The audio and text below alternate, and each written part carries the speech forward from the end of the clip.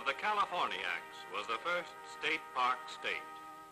Back in 1865, the federal government gave her the Yosemite Valley, which was a state park until it went back to Uncle Sam again in 1890 to become part of Yosemite National Park.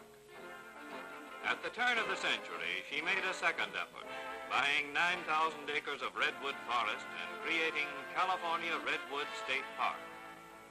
Redwoods, the tall, tapering giants of the tree world, are largely responsible for the fact that the Golden State has a state park system, one of the finest in existence. During the World War, an extraordinary organization, the Save the Redwoods League, was brought into existence chiefly to save as much as possible of the virgin redwood forest along the northern coast of the state. Out of the work of this league grew the movement for a series of parks to contain liberal samples of the best of California's natural beauty. 3-1, Californians voted in 1929 in favor of a bond issue of $6 million for parks. The Bond Act required that if that $6 million has been spent.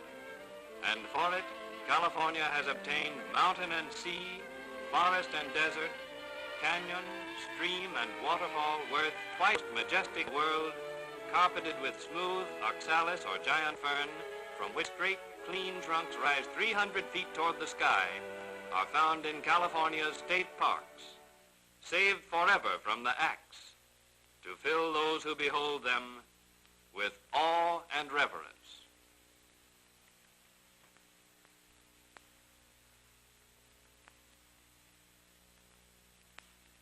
California Redwood State Park, consisting of some 10,000 acres, mostly redwood forest, 2.5 hours distant from San Francisco in Santa Cruz County, was the first California state park to be established when the Golden State set out determinedly to create a system of state-owned recreational areas second to none. It is a magnificent monument to those stately giants of the forest world.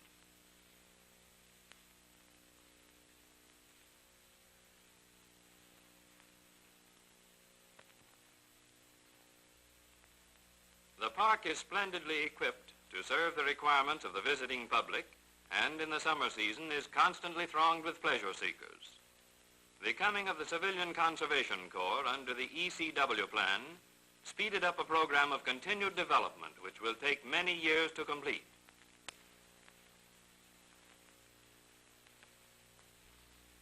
Additional roads and trails are badly needed, for it must be remembered that the park covers almost 16 square miles. The trail building isn't easy, for there are timbered canyons to be encircled and traversed, and real mountains to be climbed.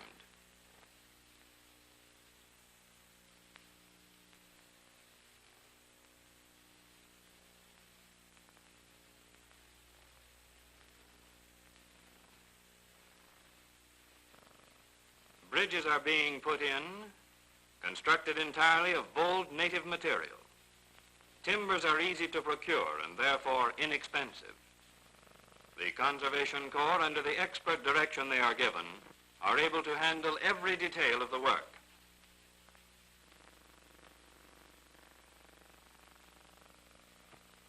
A park as large as this one, as well known and as intensively used, must go in for the minute details of park equipment in a rather big way.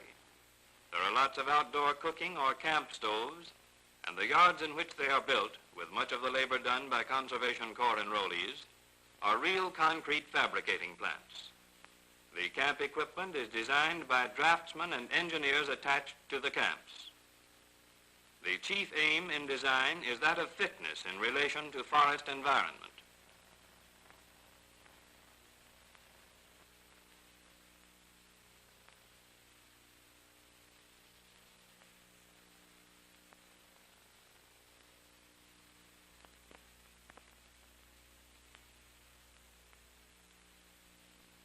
Along and near the South Fork of the Eel River and its tributaries, and in the region traversed by the Redwood Highway, are outstanding beauty spots of stream and valley landscape. Though long established as a popular resort for visitors to Humboldt County, Humboldt Redwood State Park has always needed just the kind of work which was made possible through the inauguration of the ECW plan, with its army of civilian Conservation Corps workers. It was imperative that the beauty of the area as a whole be preserved by extending the boundaries of the original lands comprising the park.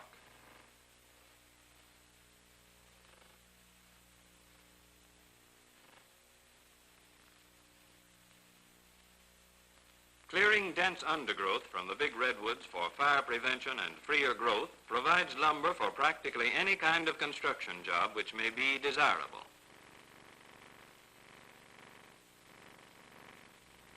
The Conservation Corps boys make everything from heavy bridge timbers to park signs.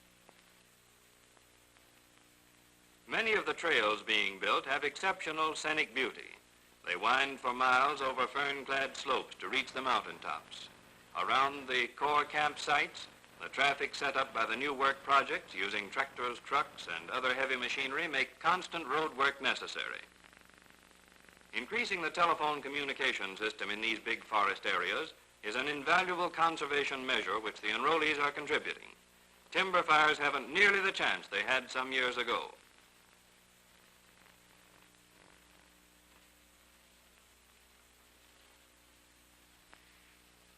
Here are some of the most impressive and earliest known groups of big sequoias. The Stanislaus River, one of the most beautiful of the many California mountain streams, flows near the groves. In forests where necessary thinning provides the poles, the extension of telephone and telegraph systems is not difficult. Miles of fire lanes are being cut. Trenching and the improvement of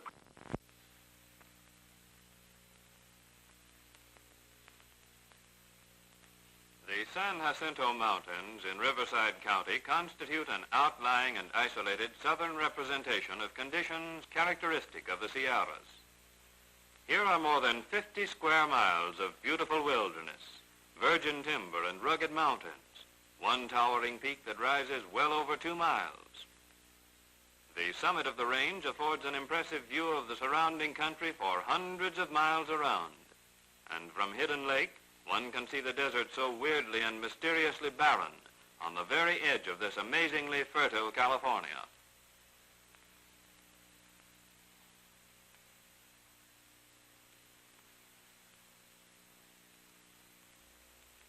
In recent years, the world over, there seems to have been an awakening to the joys of a more rugged life outdoors. Thousands of men, women, and children are tramping the countryside, not merely riding through it in comfortable conveyances. Pack train trips in our larger national parks are more popular than ever before. San Jacinto is one area where the beauties of nature will never unfold themselves completely to those who think of scenic sightseeing as a job for automobiles. Here there must always be miles of foot trails at the ends of motor roads. One Conservation Corps camp was established away up in the clouds. Lumber had to be carried up on the backs of horses and burros. From the winding trail, the traveler is able to enjoy a constantly changing panorama of natural beauty spots, fern-covered ledges, waterfalls, unusual rock formations, and the countless other wonders which nature alone can create.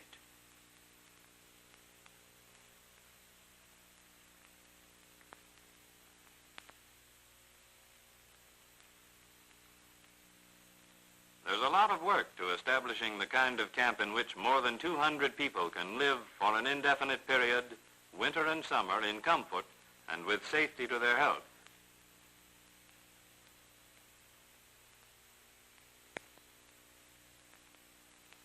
In this mountain country, the same rocks that make grading difficult have their virtue in providing splendid material for foundations, wherever building strength is essential.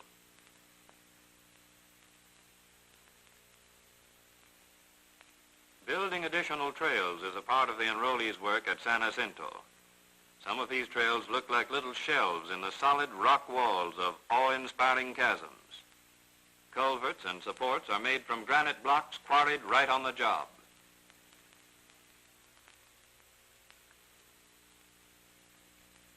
The first chow call of the day in most Conservation Corps camps is at the early hour of 6 in the morning, but no one is ever late for breakfast. His appetite won't let him.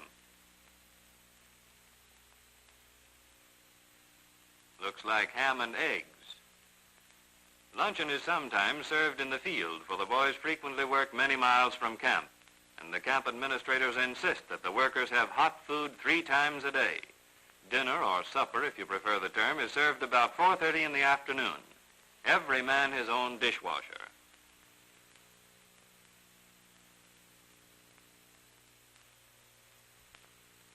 Rubicon Point is a scenic area on the shores of Lake Tahoe, one of the highest and the largest of the Sierra Lakes.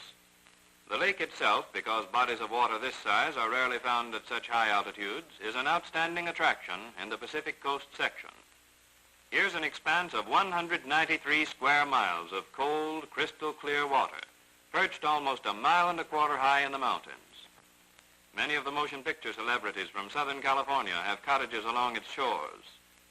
Within easy motoring distance of Sacramento, Oakland, and San Francisco, the Rubicon Point Park development attracts many visitors.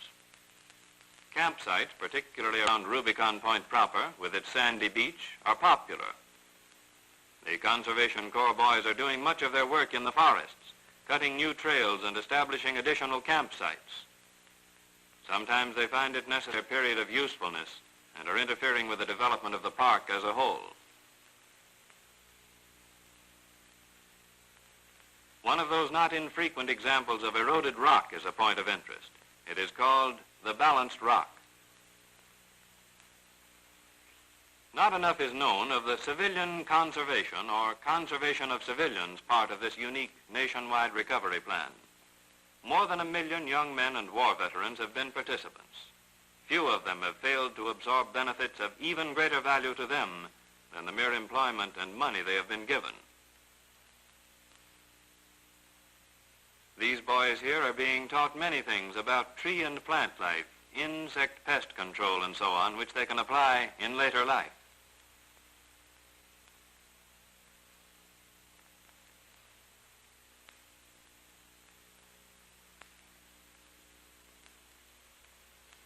Prairie Creek in Humboldt County is a magnificent redwood park. Rocky ocean shores with here and there stretches of sandy beach add materially to the charm of the region.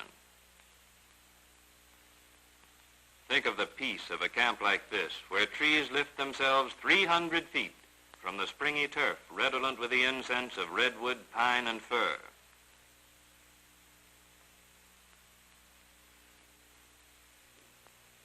At Patrick's Point, forests give way to meadows, and meadows in turn to the sea.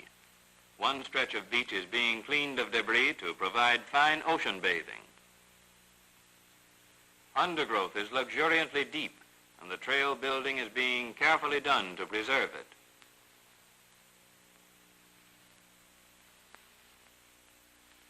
One of the interesting activities of the boys here is the making of redwood signs to mark trails and places of interest.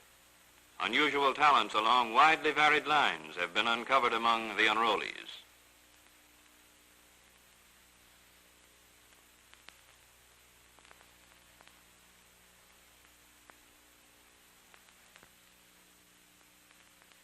From roads along the tumultuous Big Sur River, there are vistas of churning rapids, lively waterfalls, stately forests, wood-fringed meadows, and lofty mountain peaks.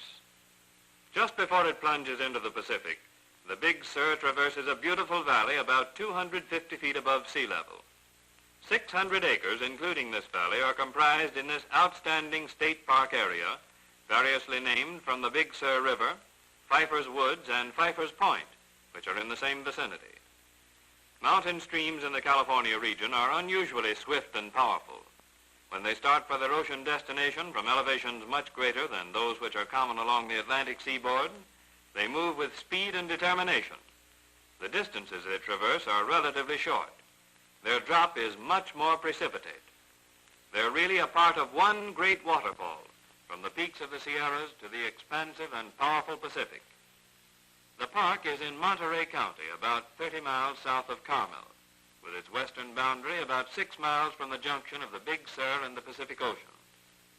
It is on a fine state highway and easily accessible to travelers en route between Los Angeles and San Francisco, the 2 largest cities in the state. Its scenic features are unusually diversified.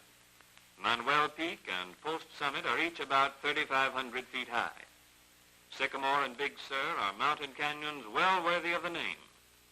The Juan Higuera Creek Falls are of exceptional beauty, and there are inspiring groves of redwoods. Generally speaking, building construction work done by the Conservation Corps enrollees is confined to structures incident to the program being carried out. Barracks and administration buildings are usually built for them before they arrive in camp.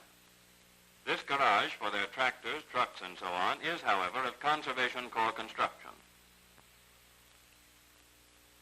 Much of the trail and road work being done requires nothing more than the good old pick and shovel, but in some instances the most modern of motorized equipment is being used.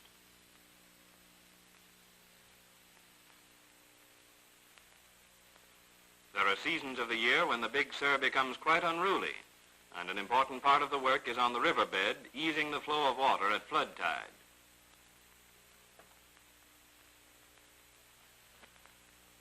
With 200 active young Americans on hand, good baseball is an almost inevitable result.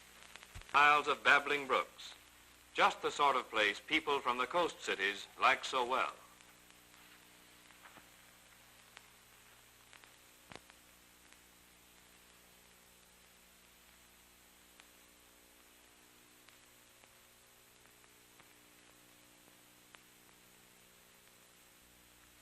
Roads and trails to open up new spots frequently require retaining walls, culverts, and short bridges. A fortunate circumstance at Cuyamaca is that sand and gravel are easily available, material to keep steam shovels and trucks busy for days.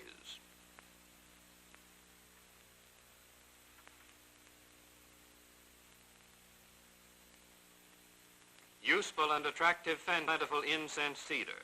Careful choice of the trees which are already dead or are being crowded to death is helping, not hurting the forests. Cedar is comparatively easy, splitting into good, clean rails which have splendid, lasting qualities. The fence you see being erected is near the Corps camp. Grasshoppers are noticeable in the beautiful meadows which abound in the park. They are effectively stopped with a diet of poisoned bran.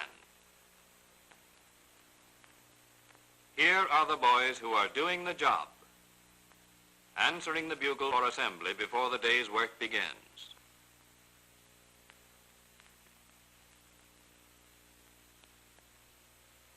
On Morro, where that ancient pile known as Morro Rock is an outstanding scenic attraction, the old club is being expanded and developed in a manner which will make it attractive and useful to everybody. The Conservation Corps camp has been established near the site of the old Cabrillo Country Club colony. A fine natural beach is being improved for bathing. The old wooden pier is being replaced with a new pier of modern masonry construction. Roads near the beach are being relocated to provide picnic grounds and parking areas. There will be the usual outdoor ovens, freshwater outlets, tables, and benches. The State Park Commission is interested in a purely conservation measure, the development of a wildfowl refuge. Dikes are being built to shut out the ocean from the low marshlands crisscrossed by inlets from the bay. A fresh water supply will be provided for small lakes and lagoons to attract waterfowl.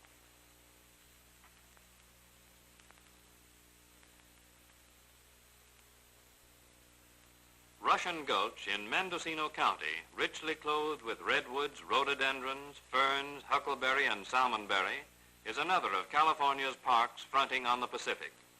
The shoreline is sharply cut by inlets in which ocean tides lash wildly to create ever-changing water spectacles.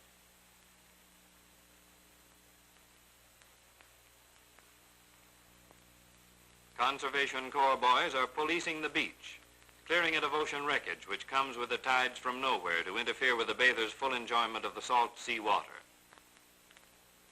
Deep in the forests, they're modifying nature's handiwork in accordance with modern civilization's requirements. Roads and trails are being made safe and easy for motor cars. Careful, intelligent work is making many a sluggish brook an even more delightful haunt for the finny beauties which idle in its cold, clear waters. Fallen timber tangles that constitute an ever-present fire hazard are being removed. Accommodations for picnickers are being provided.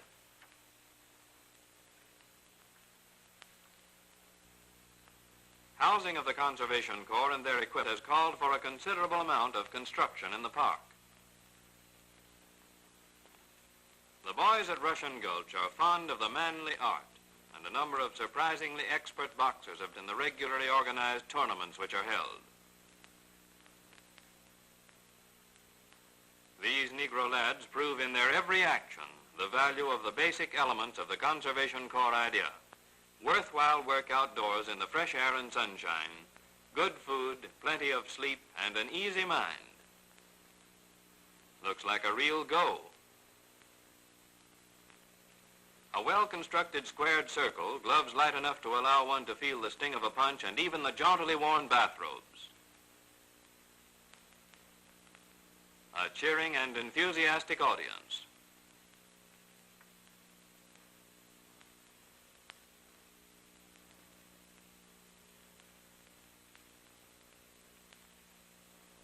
These trophies, paid for by the boys themselves, will recall some of the happiest days in the lives of these fine young Americans.